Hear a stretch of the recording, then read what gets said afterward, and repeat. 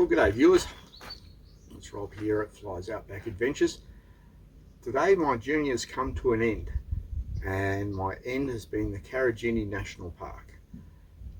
Now what I want to talk about today, as you see I have one said map sitting there, is how I got here. It took me 45 days, so I took my time, didn't worry about rushing. You know, a lot of people just built up here 1,000 miles an hour to see it, but I did a little bit different.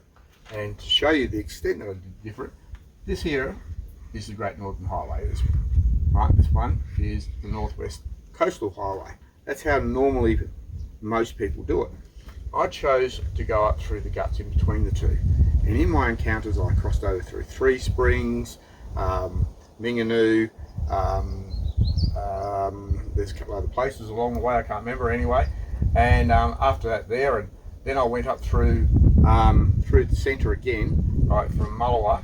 I went up through to Murchison. Now that, I'll talk a little bit about road conditions at this point, because up until Mullewa it's just a sealed road as you would expect, and that's what it indicates on the maps. Where on here, on the maps here, you can't see on the camera, but if you look at any map it indicates this is a track, possibly four-wheel drive only track.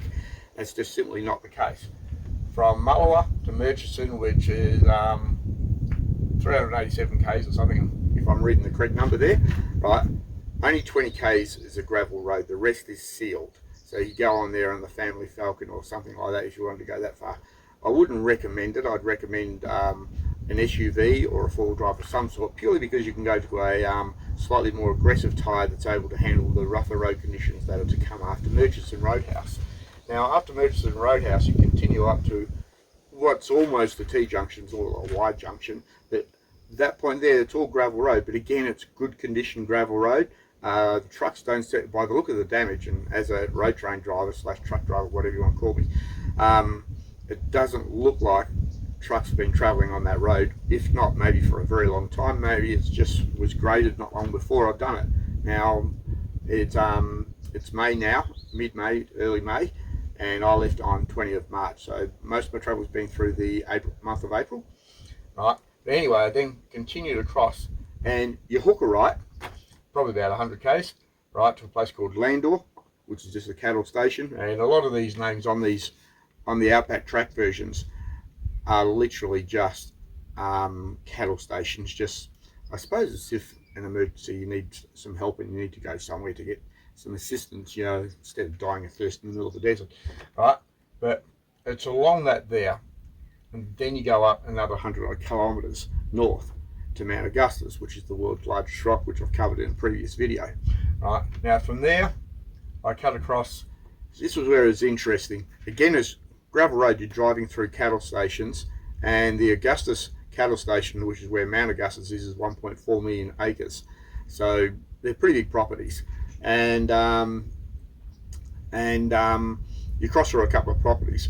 Now in this journey along through up here, and when I cut across here, this particular map doesn't have the track written on there. Again, it's just gravel roads. It's not a challenge, not like a serious four-wheel drive. This caravan is not an off-road caravan, it's a road-based caravan. All I've done is put some all-terrain tyres on there to give it an extra capability, so I don't get blowouts and everything else, and you drive to condition. So when I'm towing through there, not badly corrugated, quite comfortable, right? And because they are gravel roads, I drove a bit slower. You know, there were sections where I was doing, maybe during a washout, for example, I'm slowed down to first or second gear. Other times I might be doing 60 kilometres, 70 kilometres an hour, something like that. You do take your time through these tracks when you carry the caravan. Without a caravan, I could probably do about 90 or 100 kilometres an hour. So that gives you a bit of an idea. You know, I just tend to be more conservative when I tow the caravan. But anyway, you cut across through here. Latch onto these stations here, this track here, which is the Meekatharra to Nanyatara Roadhouse Road. It's got another name, but that's basically where it goes, right? And I cut up through there, in through Paraburdoo, Tom Price, then come in the back into the Karijini National Park. And I had a look on the calendar just before I did this, so it's taken me 45 days to do this. And so I didn't rush it, definitely not, right? And along the way The only place where I paid for accommodation is where I am now at the Karijini. Now they charge for one person to throw a caravan in here. I assume it's a flat rate for caravans, or say you're sleeping out of a swag or something like that there, or a tent. It's $11 a night, but they do charge you $15 access to get into the park in the first place. Personally, I think $11 a night is not much. I think that $15 is a little bit bit of BS, but anyway, it is what it is. And there's a couple of nice gorges here, definitely worth having a look at. So anyway, that's the journey. I've come to the end, 45 days, all the way along through that entire trail that I did, that I just mentioned a minute ago. Just using Wikicamps, nothing more. Right, simple phone app. There are a lot of free camps along the way where you can stop for a stopover. You know, like they may be on the side of the road or something like that there, but a lot of them are a lot more than that there. I found some billabongs and rivers and streams and things like that which are going through, and what I thought, oh, I'd just stop for a day, I ended up staying 2, 3, 4 days sometimes. You know, it was just so good. You know, private swimming area, you know, there's no one there, you know, so it's absolutely fantastic.